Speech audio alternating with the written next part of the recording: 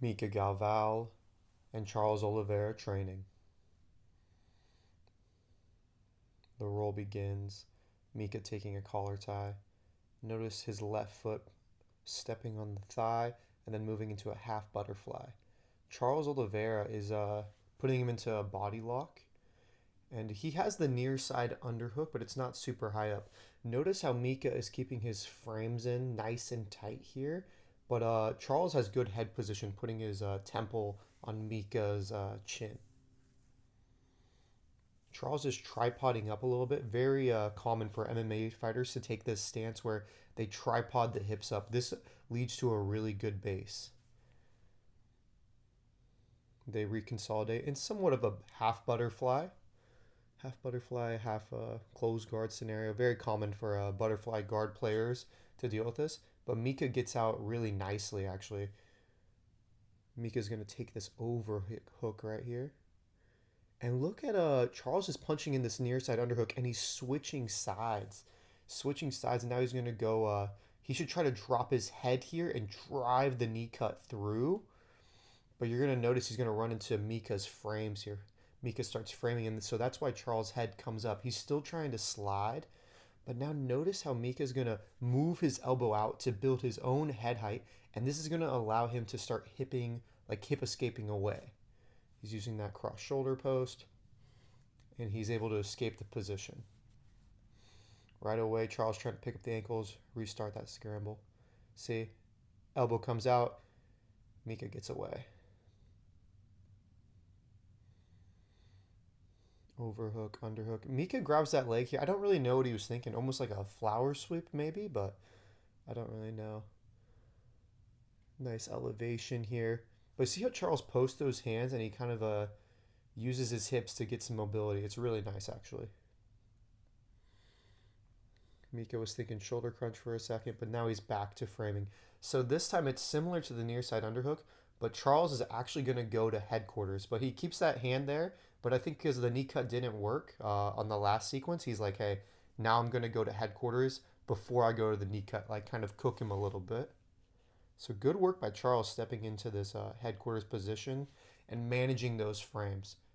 You know, now he needs to start putting more of his head over Mika's head to build some pressure.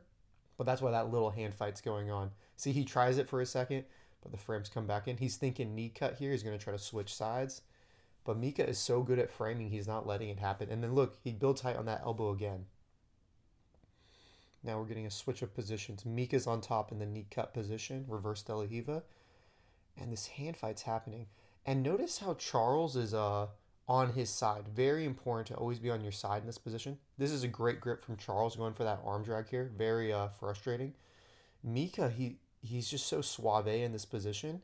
And now he's starting to play with that hand. He doesn't want to grip fight so much. So he goes over the head, threatening like an over back or a reverse collar tie.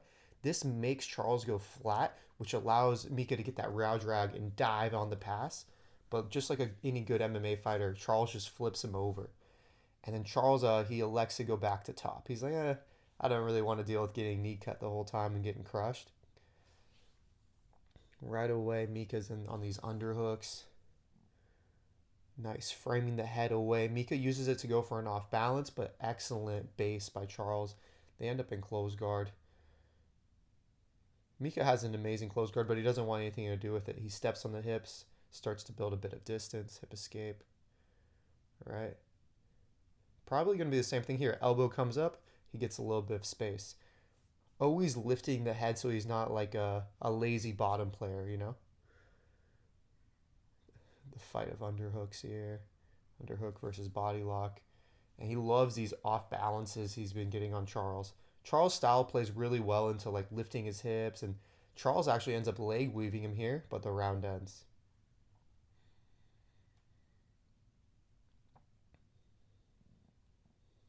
Okay, what do we got going on here? Half butterfly scenario. See how Charles is always going for that near side underhook? Oh, and he really got it there.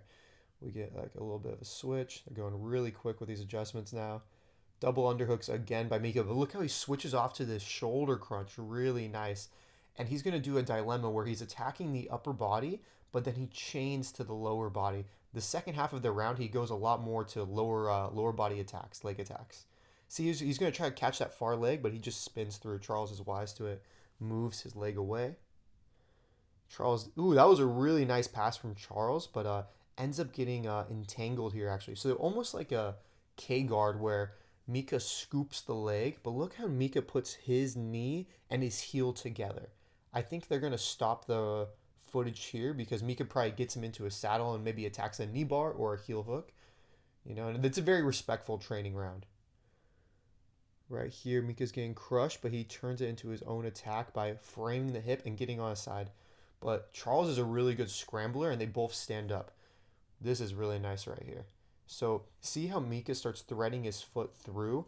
He can roll to like a rolling knee bar, roll to saddle, or he can even just roll for the sweep. Kind of a dangerous technique, but he's not going to do Kani Basami. He's just going to roll through. Leads to a scramble. They don't show the rest of it. This is good by Charles kind of tripod passing here. This is a great way to deal with butterfly guard players. But Mica, his frames are just so freaking tough to deal with. And I think the round's about to end in a second. Kind of just chilling out here. That was really good training from both of them. Like, you see how high level of a black belt Charles is, but just how high level Mica is with those frames. All right. So yeah, let's get a relook. So yeah, he goes for a leg weave, but see how Mica just places that foot right there, moves into a half butterfly, and Charles already such a good MMA fighter. He's working for this body locking. But look at that elbow position by Mica, keeping the elbow tight. It's these micro movements, these micro frames that make it super difficult for a good black belt to deal with you. And Charles is thinking his own row drag here, but he can't really push the arm across. And it gives Mica the time to get up on his elbow and start hip escaping away. Just fundamentals, hip escape. But something like that elbow movement, that should be fundamentals, but it's not quite. And Mica does it over and over in the round. If you guys have trouble with people knee cutting you and putting a lot of pressure, I recommend doing this elbow thing. Right here, off balances. Mica's in his close guard. Good opening. And same thing, he's going to go for that elbow movement right there just to get space. It's really good.